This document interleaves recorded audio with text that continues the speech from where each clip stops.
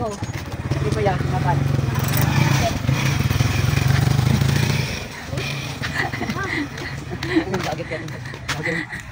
Ang daming bayabas, oh. Oh, yan ba, isang ko yan. Ngayon, yung magdano. Sino mami doon, ha? Oh, sila yung GGPS. Net, GG. Binubulit niya yung minaplat ng GG. Na?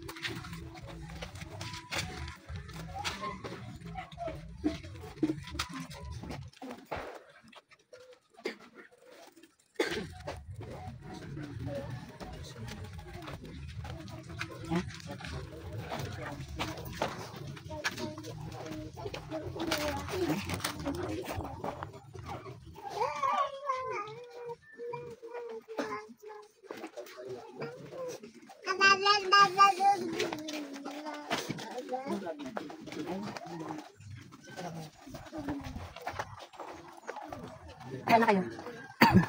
Oo. Hindi. Kayo dyan. Saray mo na doon.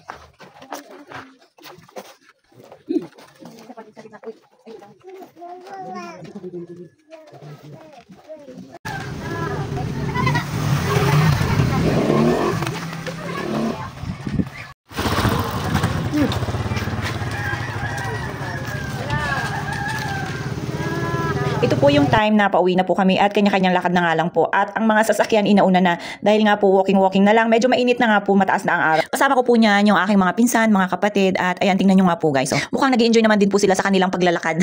Sana, matindi ang ano mo. Virus, bacteria. Ay, init pala. Pati mo. Lamig ka. Sarap na.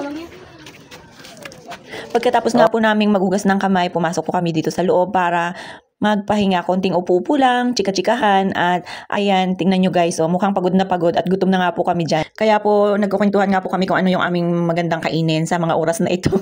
Dahil nga mapagod ang mga tao dyan guys. At sakto naman na pabagsak na rin ang ulan. At hindi na po pwedeng puro kwentuhan na lang sa buong maghapon, kailangan ding umuwi sa kanya-kanilang bahay. At ayan nga guys, tingnan nyo, tuduyakapan pa ang magkaibigan. Bye!